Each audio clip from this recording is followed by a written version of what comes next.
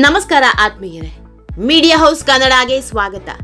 ಕಾಂಗ್ರೆಸ್ ಸರ್ಕಾರ ಅಧಿಕಾರಕ್ಕೇರಿ ಈಗ ತಾನೇ ಟೇಕ್ ಆಫ್ ಆಗ್ತಾ ಇದೆ. 2 ವರ್ಷದ ಅಧಿಕಾರದವಧಿಯ ಚುಕ್ಕಾಣಿ ಹಿಡಿದಿರೋ ಡಿಕೆ ಶಿವಕುಮಾರ್ ಹೊಸ ಟೀಮ್ ಕಟ್ಕೊಂಡು ದೊಡ್ಡ ಕನಸು ಹೊತ್ಕೊಂಡು ನಿಂತಿದ್ದಾರೆ. ಹಾಗ ಅಭಿವೃದ್ಧಿ ಮಾಡ್ತೀವಿ, ಹೀಗ ಅಭಿವೃದ್ಧಿ ಮಾಡ್ತೀವಿ ಅಂತ ದೊಡ್ಡ ಪ್ಲಾನ್ ಮಾಡ್ತಿದ್ದಾರೆ.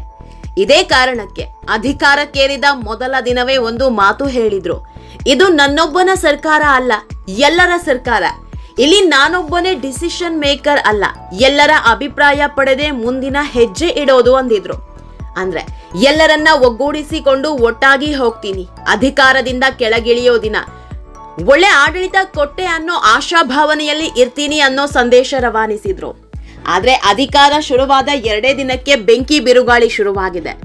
ಮುಂದೆ ಯಾವ ಸರ್ಕಾರ ಬರುತ್ತೋ ಗೊತ್ತಿಲ್ಲ, ಕಾಂಗ್ರೆಸ್ಗೆ ಜನ ವೋಟ್ ಹಾಕ್ತಾರೋ ಇಲ್ವೋ ಅದು ಗೊತ್ತಿಲ್ಲ. ಹೀಗಾಗಿ ಸದ್ಯಕ್ಕಿರೋ 2 ವರ್ಷದಲ್ಲೇ ಗೂಟದ ಕಾರಲ್ಲಿ ಓಡಾಡಬೇಕು ಅಂತ ಹಿರಿಯ ನಾಯಕರೆಲ್ಲ ಸೆಟೆದು ನಿಂತಿದ್ದಾರೆ. ಅದರಲ್ಲೂ ಮೂಲ ಕಾಂಗ್ರೆಸ್ಸಿಗರೇ ಅಧಿಕಾರಕ್ಕಾಗಿ ಪಟ್ಟು ಹಿಡಿದಿರೋದು ದೊಡ್ಡ ತಲೆನೋವಾಗಿ ಪರಿಣಮಿಸಿದೆ. ಯಾರಿಗೆ ಕೊಡೋದು, ಯಾರನ್ನ ಕೈ ಬಿಡೋದು ಅನ್ನೋ ಟೆನ್ಷನ್ ನಲ್ಲಿದ್ದಾರೆ. ಸದ್ಯಕ್ಕೇನೋ ಮೊದಲ ಟೀಮ್ ರೆಡಿಯಾಗಿದೆ. ಈ ಟೀಮ್ನಲ್ಲೇ 10 ಸಮಸ್ಯೆ ಕಾಣಿಸಿಕೊಂಡಿದ್ವು. ಅದು ಕೂಡ ಜಸ್ಟ್ 13 ಮಂದಿಯಲ್ಲಿ. ಇನ್ನು 20ರಿಂದ 30 ಮಂದಿ ಆಯ್ಕೆ ಮಾಡಬೇಕು. ಹೀಗಾಗಿ 2ನೇ ಪಟ್ಟಿ ಹೊರಬಿದ್ದಲ್ಲಿ ಸುನಾಮಿಯೇ ಏಳುತ್ತಾ ಅನ್ನೋ ಚರ್ಚೆ ಶುರುವಾಗಿದೆ. ಮುಂದೆ ಏನಾಗುತ್ತೋ ಗೊತ್ತಿಲ್ಲ. ಆದ್ರೆ ಈಗ ಮಾತ್ರ ರಾಮಲಿಂಗಾರೆಡ್ಡಿ ಜಾಕ್ಪಾಟ್ ಹೊಡೆದಂತೆ ಕಾಣ್ತಾ ಇದೆ. ಕಾಂಗ್ರೆಸ್ನ ನಿಷ್ಠಾವಂತ ಅನ್ನಿಸ್ಕೊಂಡಿದ್ದ, ಕಾಂಗ್ರೆಸ್ನ ಕಟ್ಟಾಳು ಆಗಿದ್ದ ರಾಮಲಿಂಗಾರೆಡ್ಡಿ ಸ್ವಪಕ್ಷದ ವಿರುದ್ಧವೇ ಸಿಡಿದೆದ್ದಿದ್ರು. ಬರೀ ಸಿಡಿದೇಳೋದಷ್ಟೇ ಅಲ್ಲ, ಖಾತೆ ವಿಷಯಕ್ಕೆ ತಮ್ಮ ಸಚಿವ ಸ್ಥಾನಕ್ಕೆ ರಾಜೀನಾಮೆ ನೀಡಿದ್ರು. ಇದು ಕಾಂಗ್ರೆಸ್ ಪಾಳೆಯದಲ್ಲಿ ದೊಡ್ಡ ಸಂಚಲನ ಸೃಷ್ಟಿಸಿತ್ತು. ಎಲ್ಲಿ ಎಲ್ಲಾ ನಾಯಕರು ಕೂಡ ಹಿರಿಯ ನಾಯಕರ ಹಾದಿ ಹಿಡಿತಾರ ಅನ್ನೋ ಆತಂಕ ಮೂಡಿಸಿತ್ತು. ಹೀಗಾಗಿ ಅಸಮಾಧಾನಗೊಂಡಿದ್ದ ರೆಡ್ಡಿಯ ಸಮಾಧಾನಕ್ಕೆ ಹೈಕಮಾಂಡೇ ಎಂಟ್ರಿ ಕೊಟ್ಟಿತ್ತು. ಬರ್ತಿ 3 ದಿನಗಳಿಂದ ನಡೆದ ಮ್ಯಾರಥಾನ್ ಮೀಟಿಂಗ್, ಮೇಲಿಂದ ಮೇಲೆ ಸಭೆ, ಮಧ್ಯರಾತ್ರಿಯ ರಹಸ್ಯ ಸಭೆಗಳೆಲ್ಲ ವರ್ಕೌಟ್ ಆದಂತೆ ಕಾಣ್ತಾ ಇದೆ.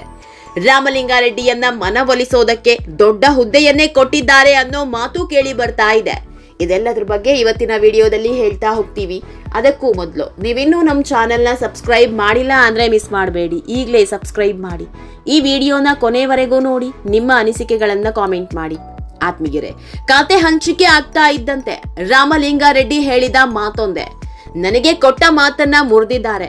ನನಗೆ ಬೆಂಗಳೂರು ನಗರಾಭಿವೃದ್ಧಿ ಖಾತೆ ಕೊಡ್ತೀವಿ ಅಂತ ಸ್ವತಃ ಡಿಕೆಶಿ ಅವರೇ ಹೇಳಿದ್ರು. ಆದ್ರೀಗ ಮಾತು ತಪ್ಪಿದ್ದಾರೆ. ಹೀಗಾಗಿ ನೀರಾವರಿ ಖಾತೆ ಬೇಡ ಅಂತ ಕ್ಯಾತೆ ತೆಗೆದುಕೊಂಡು ಕೂತಿದ್ರು.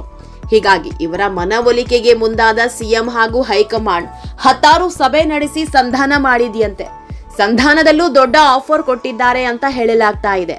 ನಿನ್ನೆ ಸಂಜೆವರೆಗೂ ರಾಜ್ಯ ಕಾಂಗ್ರೆಸ್ ಉಸ್ತುವಾರಿ ಸುರ್ಜೇವಾಲಾ ಹಾಗೂ ರಾಮಲಿಂಗಾರೆಡ್ಡಿ ಸಭೆ ನಡೆಸಿದ್ರು. ಈ ವೇಳೆ ಸುರ್ಜೇವಾಲಾ ರೆಡ್ಡಿಯ ಮನವೊಲಿಸೋ ಕೆಲಸ ಮಾಡಿದ್ರಂತೆ. ನಿಮ್ಮ ಹಿರಿತನ, ಪ್ರಾಮಾಣಿಕತೆ, ಪಕ್ಷ ನಿಷ್ಠೆ ನಮಗ್ ಗೊತ್ತಿದೆ. ಯಾವುದೇ ಕಾರಣಕ್ಕೂ ನಿಮ್ಮನ್ನ ಕಡೆಗಣಿಸುವ ಪ್ರಶ್ನೆಯೇ ಇಲ್ಲ. ಪಕ್ಷಕ್ಕೆ ನಿಮ್ಮ ಅಗತ್ಯ ಇದೆ. 2 ಖಾತೆ ಪಡೆದು ಸಹಕರಿಸಿ, ಸಹಕಾರ ಮುಜರಾಯಿ ಖಾತೆಗಳನ್ನ ತೆಗೆದುಕೊಳ್ಳಿ ಅಂತ ರಾಮಲಿಂಗಾರೆಡ್ಡಿಗೆ 2 ಖಾತೆಯ ಆಫರ್ ಕೊಟ್ಟಿದ್ದಾರಂತೆ. ಯಾವಾಗ ಈ 2 ಖಾತೆಯ ಆಫರ್ ಬಂತು, ರಾಮಲಿಂಗಾರೆಡ್ಡಿ ಕೂಡ ಹಠ ಬಿಟ್ಟಿದ್ದಾರೆ ಅನ್ನೋ ಮಾತಿದೆ. ಅಲ್ಲದೆ ಸಭೆ ಬಳಿಕ ಸುದ್ದಿಗೋಷ್ಠಿ ನಡೆಸಿದ ರಾಮಲಿಂಗಾರೆಡ್ಡಿ ಹೈಕಮಾಂಡ್ ನಿರ್ಧಾರಕ್ಕೆ ಬದ್ಧ ಅಂದಿದ್ದಾರೆ. ಆತ್ಮೀಯರೇ, ಹೈಕಮಾಂಡ್ ಏನೋ ರಾಮಲಿಂಗಾರೆಡ್ಡಿಯ ಮನವೊಲಿಸಿದೆ, ಅಲ್ಲದೆ 2 ಖಾತೆ ಆಫರ್ ಕೊಟ್ಟಿದೆ. ಆದ್ರೆ ಇಲ್ಲಿ ಹೊಸದೊಂದು ಗೊಂದಲ ಸೃಷ್ಟಿಯಾಗಿದೆ. ಯಾಕಂದ್ರೆ ಈ ಖಾತೆ ಆಫರ್ ಬಗ್ಗೆ ಎಲ್ಲೂ ಬಹಿರಂಗವಾಗಿ ಮಾತನಾಡಿಲ್ಲ, ಮಾಹಿತಿಯನ್ನು ಹಂಚಿಕೊಂಡಿಲ್ಲ. ಉನ್ನತ ಮೂಲಗಳ ಮಾಹಿತಿಯಿಂದಷ್ಟೇ ಈ ಮಾಹಿತಿ ಹೊರಬಿದ್ದಿದ್ದು. ಹೀಗಾಗಿ ಗೊಂದಲವೊಂದು ಹುಟ್ಕೊಂಡಿದೆ. ಈ ಹಿಂದೆ ರಾಮಲಿಂಗಾರೆಡ್ಡಿ ಹೇಳಿದ್ದೊಂದೇ, ನನಗೆ ಜಲಸಂಪನ್ಮೂಲ ಖಾತೆ ಬೇಡ ಅಂತ. ಹೀಗಾಗಿ ಈ ಖಾತೆಯನ್ನ ಒಪ್ಕೊಂಡಿದಾರಾ ಇಲ್ವಾ, ಅಥವಾ ಈ ಖಾತೆಯನ್ನ ಬಿಟ್ಟು ಬೇರೆ 2 ಖಾತೆನ ಅಥವಾ ಜಲಸಂಪನ್ಮೂಲ ಖಾತೆ ಜೊತೆಗೆ ಇನ್ನೊಂದು ಬೇರೆ ಖಾತೆನ ಅನ್ನೋ ಗೊಂದಲ ಸೃಷ್ಟಿಯಾಗಿದೆ. ಆದ್ರೆ ಈ ಬಗ್ಗೆ ಸದ್ಯಕ್ಕಂತೂ ಉತ್ತರ ಸಿಗಲ್ಲ. ಸಚಿವ ಸಂಪುಟ ವಿಸ್ತರಣೆಯಾದ ಬಳಿಕ ಇದಕ್ಕೆಲ್ಲ ಉತ್ತರ ಸಿಗೋದು. ಅಲ್ಲಿವರೆಗೂ ಯಾವ ಖಾತೆ ಕೊಟ್ಟು ತಣ್ಣಗಾಗಿಸಿದ್ದಾರೆ ಅನ್ನೋದು ಗೊತ್ತಾಗಲ್ಲ. ಆತ್ಮೀಯರೇ, ಈ ಎಲ್ಲಾ ಬೆಳವಣಿಗೆ ಮಧ್ಯೆ ಸಚಿವಾಕಾಂಕ್ಷಿಗಳ ದಂಡು ದೊಡ್ಡದಾಗ್ತಾ ಹೋಗ್ತಾ ಇದೆ. ಜಮೀರ್ ಅಹಮದ್ ಬೆಂಬಲಿಗರು ಅಕ್ಷರಶಃ ರೊಚ್ಚಿಗೆದ್ದಿದ್ದಾರೆ. ಅಲ್ಪಸಂಖ್ಯಾತ ನಾಯಕರಿಗೆ ಸಚಿವ ಸ್ಥಾನ ನೀಡಲೇಬೇಕು ಅಂತ ಹೋರಾಟ ಮಾಡ್ತಾ ಇದ್ದಾರೆ. ಇದರ ಜೊತೆಗೆ ವಿಜಯಾನಂದ ಕಾಶಪ್ಪನವರು ಕೂಡ ಫುಲ್ ಗರಂ ಆಗಿದ್ದಾರೆ. ಸಿಎಂ ನಿವಾಸಕ್ಕೆ ಭೇಟಿ ನೀಡಿ ಮಹತ್ವದ ಮಾತುಕತೆ ನಡೆಸಿ ಹೋಗಿದ್ದಾರೆ. ಸಚಿವ ಸ್ಥಾನಕ್ಕೆ ಪಟ್ಟು ಹಿಡಿದವರೆಲ್ಲ ಮೂಲ ಕಾಂಗ್ರೆಸ್ಸಿಗರೇ. ಪಕ್ಷಕ್ಕಾಗಿ ಇಷ್ಟು ವರ್ಷ ದುಡಿದಿದ್ದೇವೆ, 3-4 ಬಾರಿ ಶಾಸಕರಾಗಿದ್ದೇವೆ, ಹೀಗಾಗಿ ಸಚಿವ ಸ್ಥಾನ ಕೊಡ್ಲೇಬೇಕು ಅಂತ ಪಟ್ಟು ಹಿಡಿದಿದ್ದಾರೆ.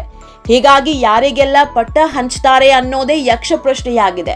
ಈ ಎಲ್ಲ ಜಂಜಾಟದಿಂದ ಡಿಕೆ ಸರ್ಕಾರಕ್ಕೆ ಆರಂಭದಲ್ಲೇ ದೊಡ್ಡ ತೊಡಕುಂಟು ಮಾಡಿದೆ. ವಿಪಕ್ಷಗಳಿಗೂ ಇದೇ ದೊಡ್ಡ ಅಸ್ತ್ರ ಆಗಿದೆ. ಸರ್ಕಾರ ಸುಸೂತ್ರವಾಗಿ ಹೋಗಲ್ಲ, ಉಳಿದಿರೋ 2 ವರ್ಷವೂ ಮಂತ್ರಿಗಿರಿ ಕಚ್ಚಾಟದಲ್ಲೇ ಮುಗಿಯುತ್ತೆ ಅಂತ ಮುಗಿ ಬೀಳ್ತಿದ್ದಾರೆ. ಅಷ್ಟೇ ಅಲ್ಲದೆ ಇದನ್ನೇ ಮುಂದಿಟ್ಕೊಂಡು ದೊಡ್ಡ ಹೋರಾಟಕ್ಕೂ ಪ್ಲಾನ್ ಮಾಡ್ತಿದ್ದಾರೆ. ಮೊನ್ನೆಯಷ್ಟೇ ಗುಜರಾತ್ನಲ್ಲಿ ಮಾತನಾಡಿದ ಪ್ರಧಾನಿ ಮೋದಿ ಕರ್ನಾಟಕದ ಹೈಡ್ರಾಮಾ ಬಗ್ಗೆ ಪ್ರಸ್ತಾಪಿಸಿದ್ರು. ಕರ್ನಾಟಕದಲ್ಲಿ ಆಡಳಿತ ನೆಲಕ್ಕಚ್ಚಿತ್ತು, ಅಭಿವೃದ್ಧಿ ಅನ್ನೋದೇ ಮರೀಚಿಕೆಯಾಗಿತ್ತು. ಹೀಗಾಗಿ ಜನಾಕ್ರೋಶ ಶುರುವಾಗ್ತಾ ಇದ್ದಂತೆ ಮುಖ್ಯಮಂತ್ರಿ ಬದಲಿಸಿದ್ದಾರೆ ಅಂತ ಗುಜರಾತ್ನಿಂದಲೇ ಕಾಂಗ್ರೆಸ್ ನಾಯಕರಿಗೆ ಚಾಟಿ ಬೀಸಿದ್ರು. ಯಾವಾಗ ಮೋದಿಯೇ ಕರ್ನಾಟಕ ರಾಜಕೀಯದ ಬಗ್ಗೆ ಪ್ರಸ್ತಾಪಿಸಿದ್ರು, ರಾಜ್ಯ ಬಿಜೆಪಿ ನಾಯಕರು ಅಖಾಡಕ್ಕಿಳಿಯೋದಕ್ಕೆ ರೆಡಿಯಾಗಿದ್ದಾರೆ. ಡಿಕೆಗೂ ಇದು ದೊಡ್ಡ ತಲೆನೋವಾಗಿದ್ದು ಅಜ್ಜಯ್ಯನ ಮೊರೆ ಹೋಗಿದ್ದಾರೆ. ನೊಣವಿನ ಕೆರೆಯಲ್ಲಿರೋ ಅಜ್ಜಯ್ಯನ ಮಠದಲ್ಲಿ ವಿಶೇಷ ಪೂಜೆ ಸಲ್ಲಿಸಿ ಬಂದಿದ್ದಾರೆ.